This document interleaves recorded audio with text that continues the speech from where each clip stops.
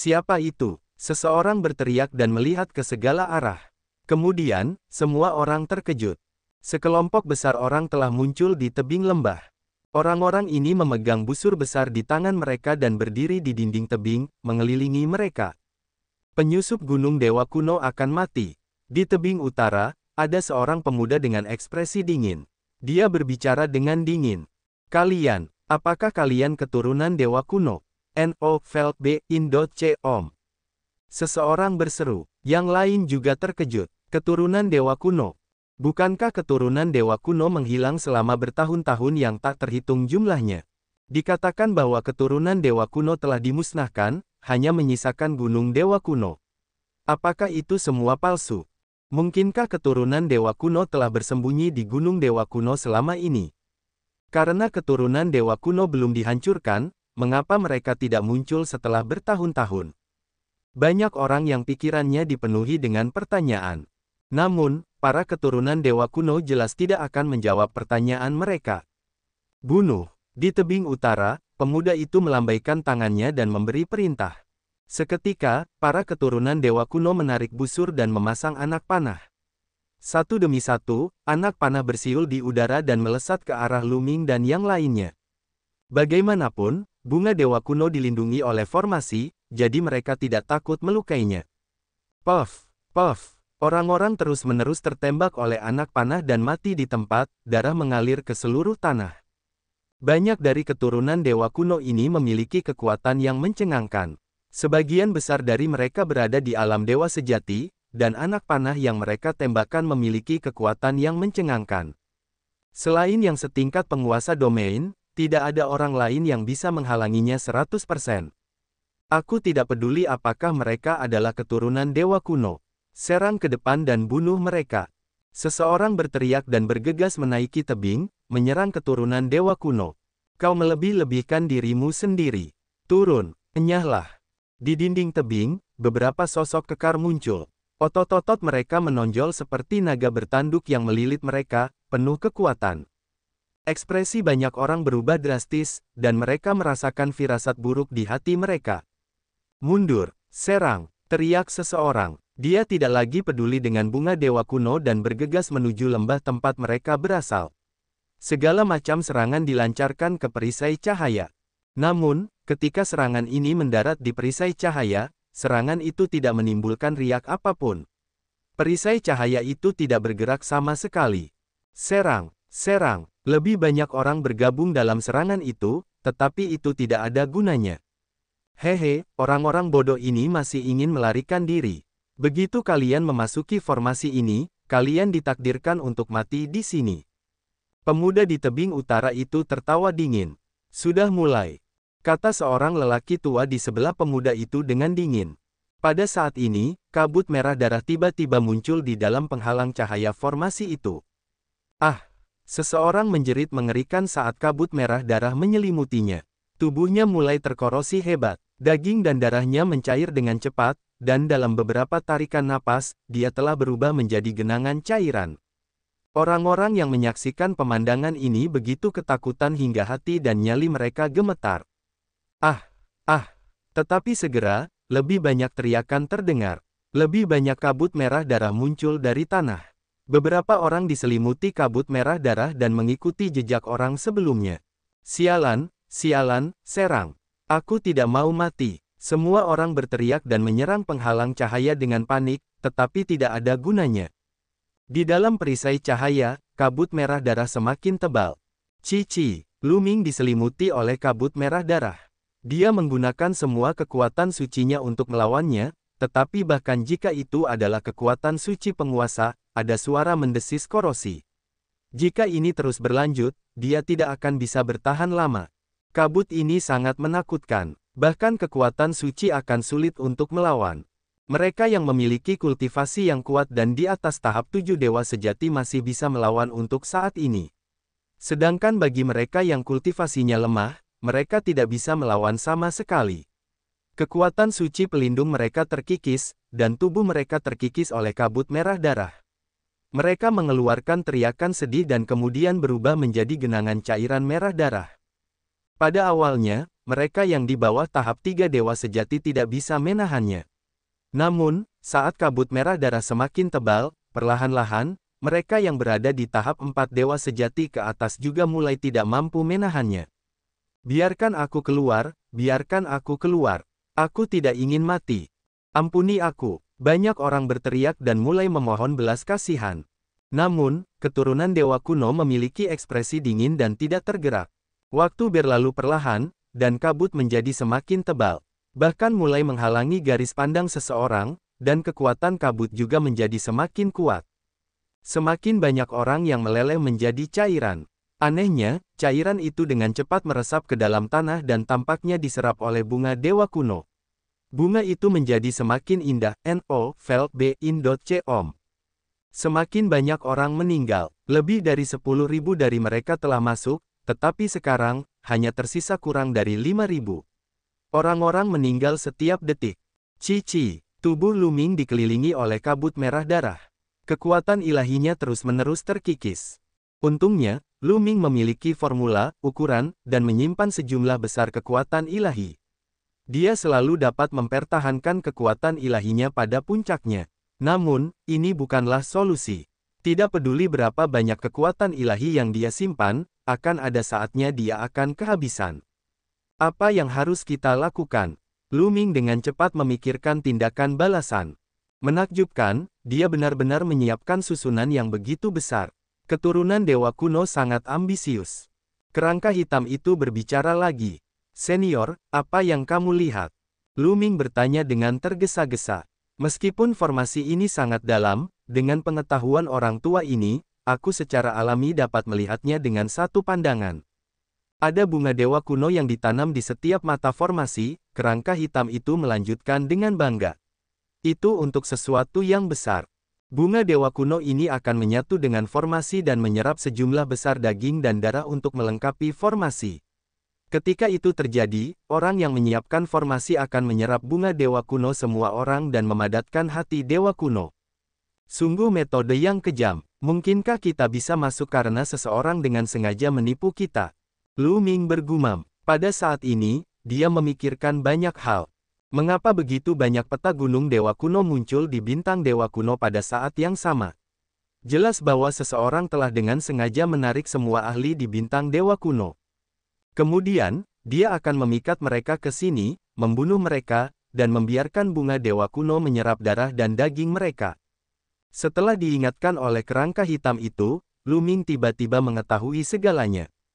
Alasan mengapa mereka bisa memasuki gunung dewa kuno adalah karena seseorang telah mengaturnya dengan sengaja. Orang yang telah mengatur semua ini adalah keturunan para dewa kuno. Senior, apa hati dewa kuno itu? Lu Ming bertanya lagi. Biarkan orang tua ini memberitahu Anda. Yang disebut keturunan dewa kuno ini sebenarnya memiliki garis keturunan yang sangat tipis. Mereka bahkan tidak dapat dianggap sebagai keturunan dewa kuno. Hanya mereka yang telah memadatkan hati dewa kuno yang dapat dianggap sebagai keturunan sejati dewa kuno. Dengan hati dewa kuno, tubuh ilahi seseorang dapat terus menjadi lebih kuat. Kekuatan bertarung mereka luar biasa. Orang-orang ini tidak dapat dibandingkan dengan mereka. Kerangka hitam itu menjelaskan. Lu Ming tiba-tiba menyadari. Namun, tidak semudah itu untuk memadatkan hati dewa kuno. Saya khawatir itu tidak cukup untuk melakukannya hanya dengan daging dan darah kalian. Ternyata kerangka hitam itu sedang bergerak. Tunggu sebentar, jika dia menyebut Jingyu sebagai orang itu, maka dia bukan Jingyu. Jantung Lu Ming tiba-tiba berdebar kencang. Sebelumnya, dia telah menebak bahwa kerangka hitam itu adalah transformasi Jingyu. Junior berterima kasih kepada senior karena telah menyelamatkanku. Bolehkah saya tahu bagaimana memanggil senior? Kata Lu Ming, Anda bisa memanggil saya setan tulang. Kerangka hitam itu berkata dengan acuh tak acuh. Iblis tulang senior, bagaimana aku bisa melarikan diri? Tanya Lu Ming. Kabut dari formasi ini sangat kuat, tetapi aku akan mentransfer sebagian kekuatanku kepadamu, cukup untuk menghalangi kabut dari luar. Namun, izinkan aku memberitahumu, aku tidak memiliki banyak kekuatan lagi, jadi jangan harap aku akan membantumu jika kamu menghadapi bahaya di masa mendatang. Bon memperingatkan, terima kasih banyak, senior. Lu Ming segera mengungkapkan rasa terima kasihnya. Mari kita bicarakan tentang itu setelah kita melewati kesulitan saat ini. Belum terlambat untuk membicarakan masa depan. Pada saat ini, tubuh iblis tulang bersinar dan energi hitam pekat mengalir ke tubuh Luming. Lapisan cahaya hitam segera muncul di permukaan tubuh Luming, sepenuhnya menghalangi kabut merah darah di luar dan mengisolasinya dari dunia. Tekanan Luming sangat berkurang dan dia merasa lega. Namun, pemandangan ini dilihat oleh Le Zong yang tidak jauh darinya. Anak ini benar-benar dapat mengisolasi kabut merah darah sepenuhnya. Harta karun, anak ini pasti memiliki harta karun padanya. Aku akan mengambilnya. Le Xin meraung dalam hatinya, matanya memperlihatkan ekspresi serakah. Dia mengira Luming memiliki semacam harta karun yang dapat menahan kabut berwarna darah di luar. Jika dia dapat merebutnya, dia mungkin dapat hidup. Dia bergegas menuju Luming dengan cepat. Orang tua ini. Luming secara alami memperhatikan Le Zong juga. Niat membunuh yang kuat melintas di matanya. Nak, serahkan harta karunmu. Dia merendahkan suaranya karena takut didengar orang lain dan bersaing dengannya. Serahkan adikmu. Mati. Luming berteriak dan menyerang dengan sekuat tenaga.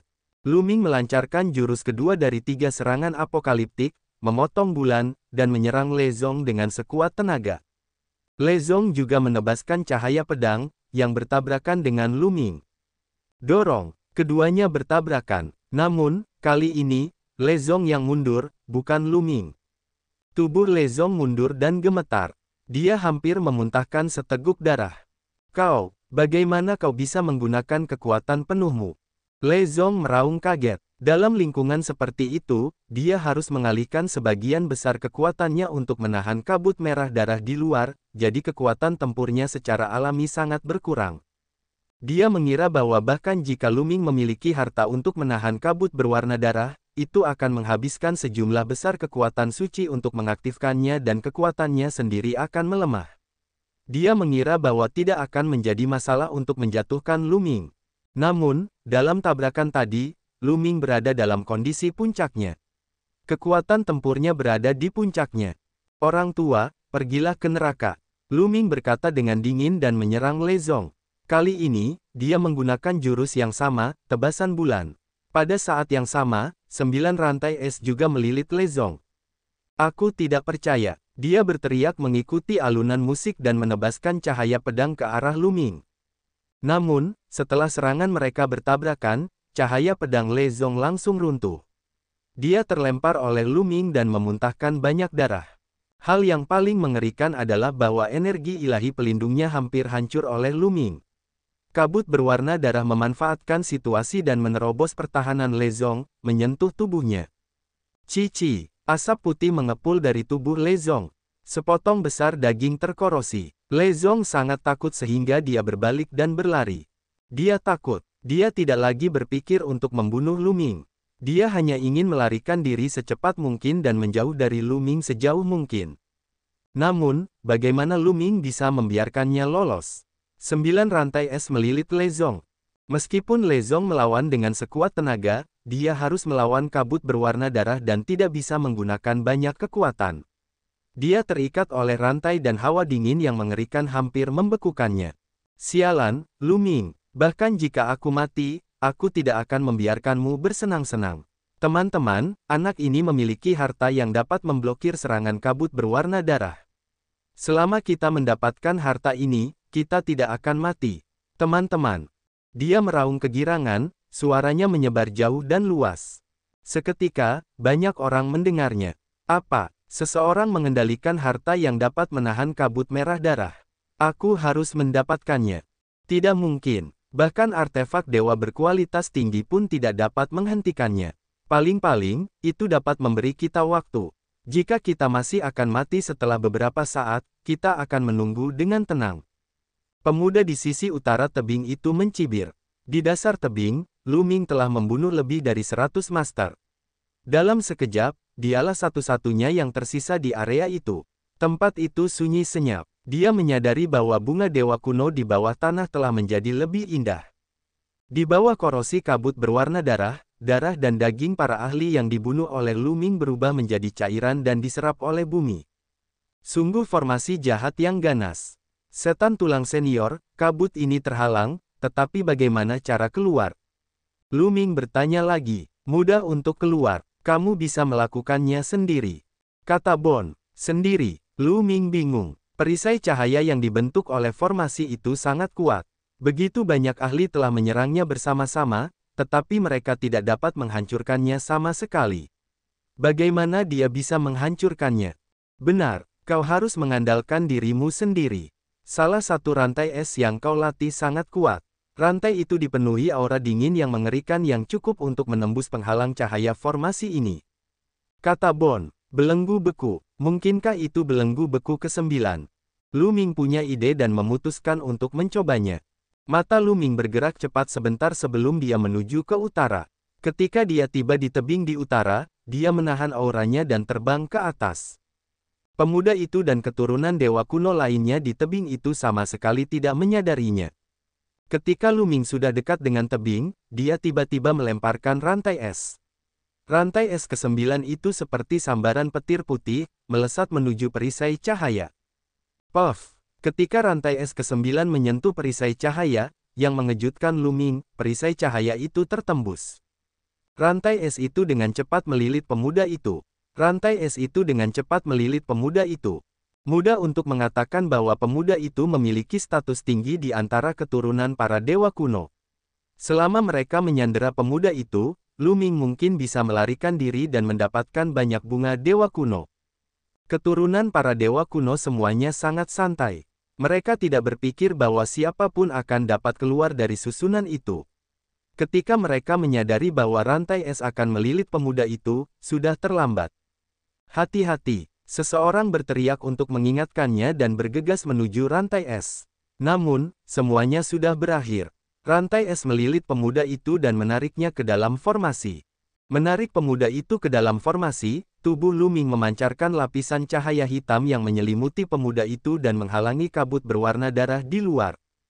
Dia masih ingin menyandera pemuda itu, jadi dia tentu saja tidak bisa membiarkannya mati. Ah! Pemuda itu berteriak ketakutan. Ketika dia menyadari bahwa tidak ada yang terjadi, dia menjadi berani dan berteriak, "Bocah, cepat lepaskan aku, cepat lepaskan aku. Melepasmu, suruh orang-orangmu untuk menyingkirkan formasi dan lepaskan aku. Juga, berikan aku 100 bunga dewa kuno, tidak, 500 bunga dewa kuno." Nov L.B. Jen. Lu Ming berkata dengan dingin. 500 bunga dewa kuno. Tidak mungkin. Pemuda itu meraung. Apa yang kalian katakan? Apakah kau ingin dia mati, atau menyerahkan bunga dewa kuno dan membiarkanku pergi? Lu Ming tidak bisa diganggu oleh pemuda itu. Sebaliknya, dia melihat keturunan para dewa kuno di tebing. Keturunan para dewa kuno semuanya memiliki ekspresi jelek. Nak, apakah kau tahu siapa orang ini? Dia adalah putra tetua agung, keturunan dewa kuno. Jika sesuatu terjadi padanya, kau juga harus mati. Seorang lelaki tua berkata dengan dingin. Aku tidak peduli siapa putranya.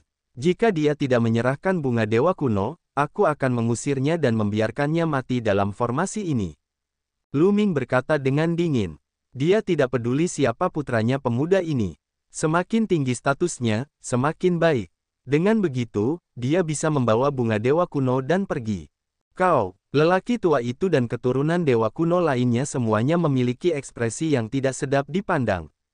Orang-orang ini saling memandang, tidak tahu harus berbuat apa. Selamatkan aku, selamatkan aku. Pemuda itu meraung. Kita harus melaporkan ini kepada tetua agung atau patriark sebelum kita dapat membuat keputusan. Kata lelaki tua itu, tidak perlu melapor. Pada saat ini, sebuah suara dingin terdengar. Kemudian, seorang lelaki tua jangkung dengan rambut dan janggut putih berjalan mendekat. Melihat lelaki tua itu, lelaki muda itu sangat gembira dan berteriak, "Ayah, ayah, selamatkan aku. Kami memberi penghormatan kepada tetua pertama." Dan EBSP, semua keturunan dewa kuno memberi hormat. Ternyata pria ini adalah tetua agung dari klan dewa kuno. Kultivasi orang ini sangat tinggi. Jantung Lu Ming berdebar kencang saat melihat tetua pertama dewa kuno. Tekanan yang dirasakannya dari pria ini sangat mengejutkan. Dia tidak dapat menahan diri untuk tidak curiga bahwa tetua agung dari klan dewa kuno lah yang telah menyiapkan formasi ini untuk memadatkan hati dewa kuno itu sendiri. Itulah sebabnya dia tidak peduli dengan putranya sendiri. Kamu bahkan tidak peduli dengan anakmu sendiri. Aku akan memenuhi keinginanmu kalau begitu. Lu Ming melemparkan pemuda itu ke lembah. Pemuda itu menjerit dan segera kehabisan napas. Tetua pertama Dewa Kuno itu penuh dengan niat membunuh. Jika bukan karena fakta bahwa dia sangat waspada terhadap kabut berwarna darah dalam formasi, dia akan menyerbu dan membunuh Lu Ming dengan satu tamparan. Aktifkan formasi dengan kekuatan penuh. Mari kita lihat berapa lama dia bisa bertahan. Tetua Agung dari klan Dewa Kuno memerintahkan. Bus. Seketika, rune di sekitarnya bersinar dengan cahaya yang lebih menyilaukan, dan kabut berwarna darah dalam susunan menjadi lebih tebal. Lu Ming tidak berhenti. Dalam sekejap, dia menghilang ke dalam kabut dan bergegas menuju ngarai tempat dia berasal. Namun, ketika dia tiba, dia menemukan bahwa bagian luar formasi dikelilingi oleh para ahli keturunan Dewa Kuno. Benar-benar salah perhitungan, gumam Lu Ming. Kali ini, dia benar-benar salah perhitungan. Dia tidak menyangka tetua pertama dari klan Dewa Kuno begitu kejam sehingga dia bahkan tidak peduli dengan hidup dan mati putranya sendiri. Awalnya, dia berencana untuk menyandera pemuda itu dan menukarnya dengan beberapa bunga Dewa Kuno sebelum pergi. Kalau tidak, Lu Ming mungkin berhasil jika dia menyelinap keluar dari lembah sejak awal.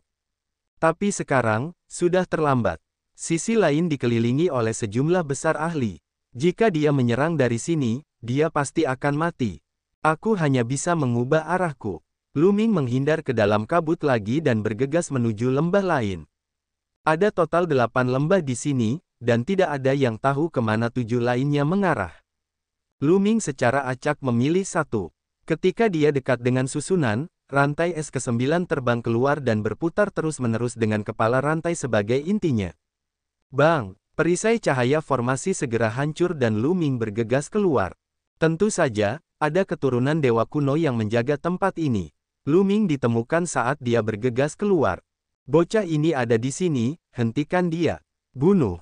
Keturunan Dewa Kuno menyerang Lu Ming. Namun, tidak banyak orang di sini karena sebagian besar dari mereka telah pergi ke lembah tempat Lu Ming dan yang lainnya masuk. Hanya ada 7 atau 8 orang di sini. 3 serangan apokaliptik, pemotongan bulan. Lu Ming menggunakan seluruh kekuatannya untuk melancarkan 3 serangan apokaliptik. Serangan berbentuk bulan sabit diluncurkan. Boom, boom. Di antara 7 hingga 8 keturunan Dewa Kuno ini, yang terkuat hanya berada di alam dewa sejati tingkat 8. Lu Ming menerobos pertahanan mereka dalam sekejap dan bergegas keluar. Begitu Lu Ming keluar dari pengepungan, dia berlari liar ke kedalaman lembah. Anak ini ada di sini.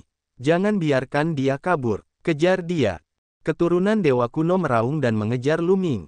Kejar dia, kita harus menangkap bocah ini. Orang tua ini akan membakar tulangnya dan menyebarkan abunya. Tetua pertama Dewa Kuno meraung dan berlari ke arah Lu Ming. Lu Ming mengeluarkan teknik 9 Kun Peng Surgawi dan terbang dengan kecepatan penuh. Dia sangat cepat dan segera, dia keluar dari lembah. Di belakang lembah ini terdapat wilayah perbukitan dan pegunungan yang tak terbatas. Di beberapa tempat, orang bahkan dapat melihat istana dan rumah. Jelas bahwa ini adalah tempat tinggal para keturunan Dewa Kuno, di mana Gunung Dewa Kuno yang sebenarnya berada. Namun sekarang, Lu Ming tidak peduli tentang itu. Dia secara acak memilih arah dan bergegas. Di belakangnya, keturunan Dewa Kuno sedang mengejar. Lu Ming mendorong teknik 9 Kun Peng Surgawi hingga batasnya. Kecepatannya mencengangkan, dan dia melompat melintasi kehampaan seperti Kun Peng. Tidak lama kemudian, sebuah puncak gunung muncul di depan Lu Ming. Lingkungan di puncak gunung itu sangat bagus. Ada sebuah danau kecil dan sebuah rumah dibangun di samping danau. Pada saat itu, Lu Ming melihat seorang wanita muda di tepi danau sedang mengembangkan ilmu pedangnya. Teknik pedangnya lincah, seperti ular perak yang menari di udara. Orang bisa tahu sekilas bahwa itu luar biasa. Namun pada saat ini, para keturunan Dewa Kuno yang mengejar mengalami perubahan ekspresi yang besar. Tidak bagus, kediaman wanita muda ketiga ada di depan. Seorang keturunan Dewa Kuno berseru, "Idiot, jangan berteriak." Keturunan Dewa Kuno lainnya berteriak dengan marah.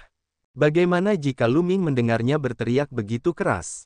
Sayangnya, sudah terlambat. Lu Ming sudah mendengar teriakan orang itu. Nona ketiga, Dia tampaknya seorang tokoh besar. Mata Lu Ming menjadi dingin dan dia bergegas menuju wanita muda itu. Wanita muda itu sudah melihat Lu Ming. Dia sedikit tertegun lalu berteriak, "Siapa kau? Beraninya kau menerobos masuk ke tempat kultivasiku?" Lu Ming tidak mau repot-repot membuang napasnya padanya. Dia memadatkan tangan besar dengan kekuatan ilahi dan meraih wanita muda itu. "Kau, beraninya kau?" Wanita muda itu terkejut. Pedang tempur di tangannya menebas ke arah Lu Ming. Wanita muda ini memiliki basis kultivasi puncak alam Dewa Void tingkat 9 dan kekuatan ilahi yang dia kendalikan sangat kuat. Namun, basis kultivasi seperti itu bahkan tidak dapat menahan satu pukulan pun dari Lu Ming. Saat tangan besar itu menekan ke bawah, cahaya pedang itu runtuh dan wanita muda itu tertangkap di tangan Lu Ming.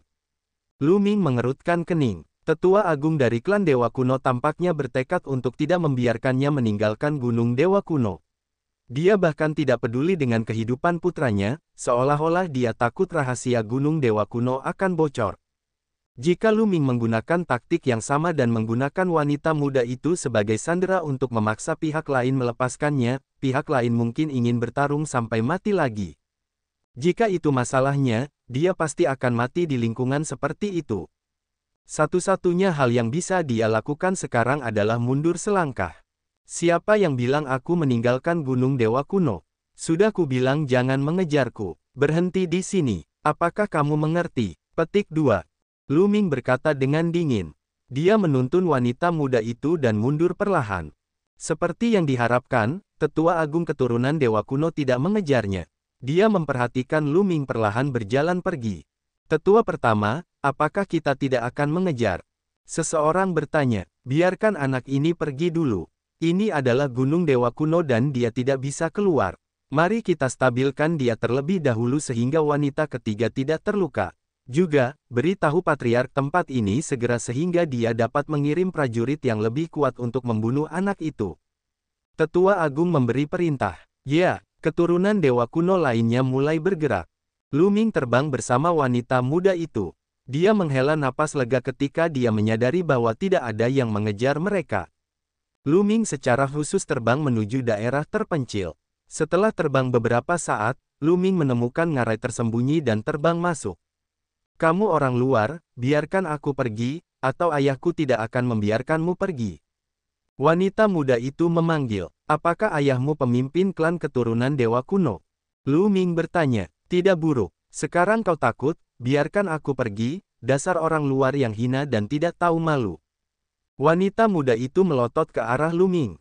Seperti yang diduga, dia adalah putri dari pemimpin klan, keturunan Dewa Kuno.